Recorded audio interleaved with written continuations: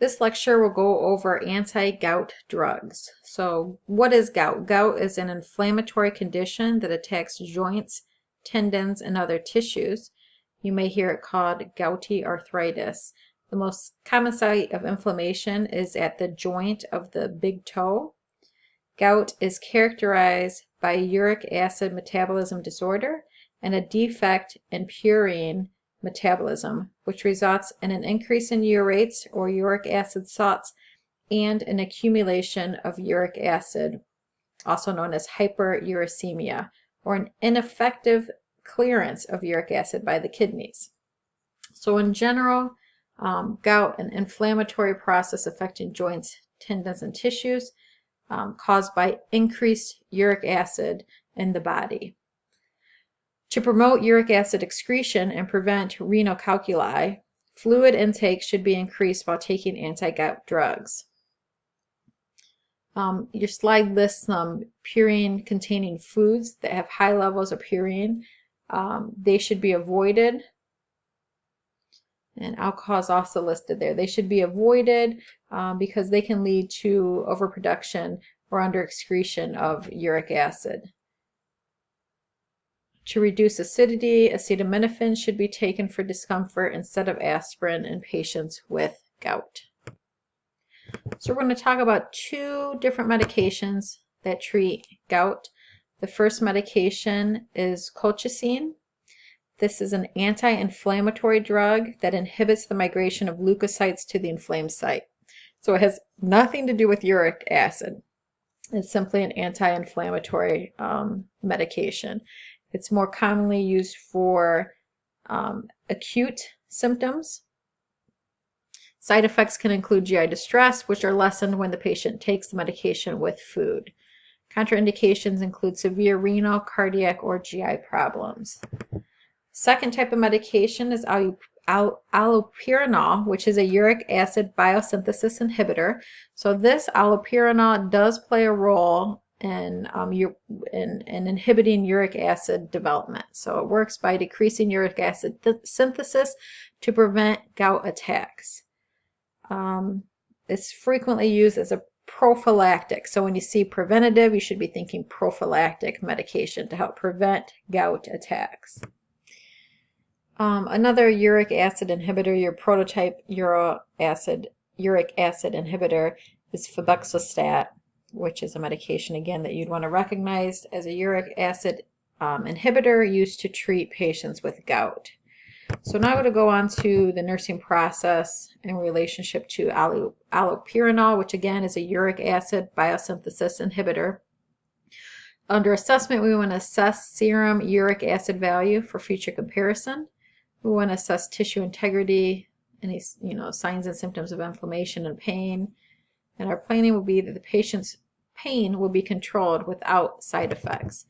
Nursing interventions include recording urine output, monitoring labs for renal and hepatic function, instructing patients to increase fluid intake to increase drug and uric acid excretion. We want to advise patients to have a yearly eye exam as visual changes can occur as a result of prolonged use of allopurinol. In addition to monitoring lab values for kidney and liver function, we also want to monitor the CBC for blood dyscrasias.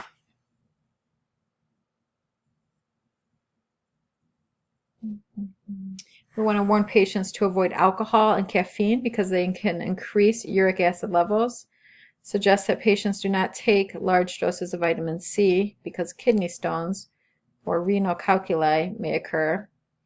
Tell patients not to ingest foods high in purine content, such as organ meats, salmon, sardines, gravy, legumes, because foods with purine increase uric acid levels. Direct patients to report any gastric distress and encourage the patients to take anti-gout drugs with food or at mealtime to help deal with GI distress. Evaluation of anti-gout drugs will be that the patient has a decrease in pain and inflammation due to the medication, and if there's any adverse reaction, the drug therapy for gout pain may need to be changed.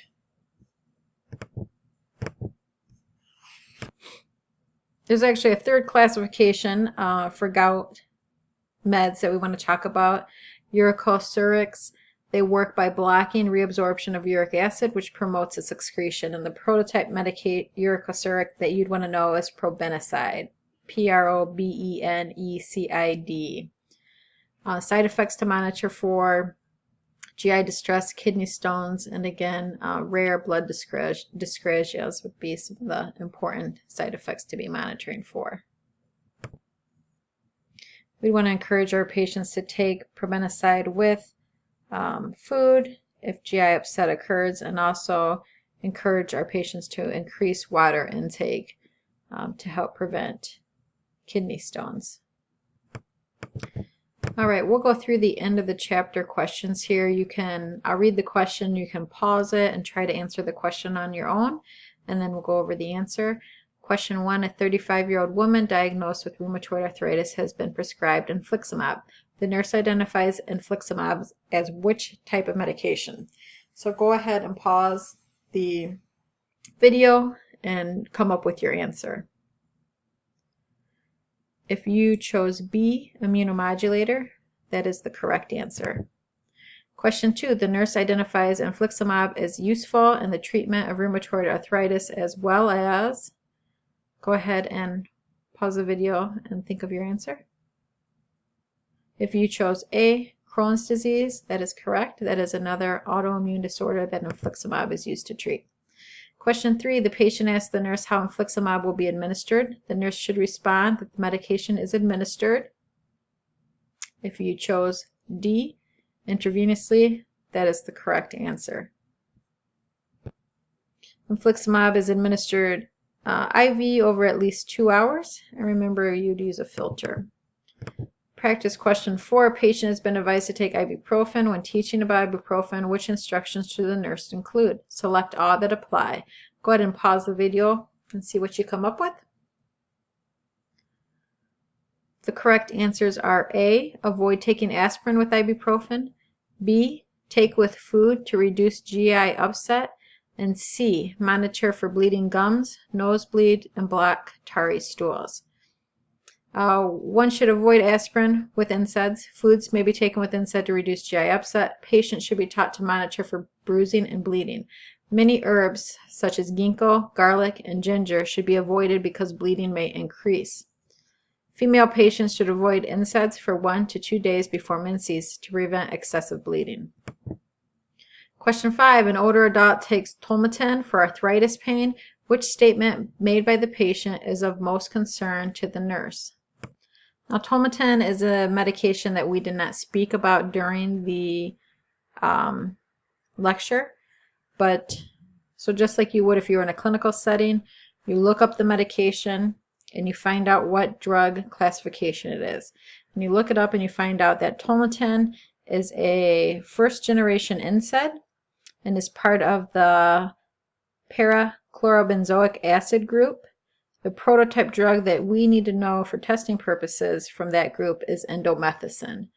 So you look that up, and then from there you go and see if you can choose the correct answer based on what you know about the drug classification. So go ahead and pause the video and see if you can choose. If you chose B, my stomach aches and burns, you are correct. Older adults frequently use NSAIDs to treat pain associated with inflammation caused by osteoarthritis, rheumatoid arthritis, and neuromuscular skeletal disorders. With use of NSAIDs, GI distress, including ulceration, is 4 times more common in older adults, and hospitalization is often necessary. And our final question, a 65-year-old man has been diagnosed with chronic gout. The nurse anticipates that the patient will be treated with. Your key word in this problem is the word chronic. If you chose A, allopurinol, that is the correct answer. Allopurinol inhibits the final steps of uric acid biosynthesis and lowers serum uric acid levels, preventing the precipitation of an attack. The drug is frequently used in the treatment of chronic gout and as a prophylactic to preventing recurrences. Colchicine is effective in alleviating acute symptoms of gout. Infliximab and adalimumab are immunomodulators And so C, adalimumab, is a medication that we did not talk about, but you can tell based on its suffix, it gives you a clue that it's from the same classification as infliximab, which is a medication we did talk about. So both C and D are immunomodulators used to treat moderate to severe rheumatoid arthritis by disrupting the inflammatory process and delaying the disease progression.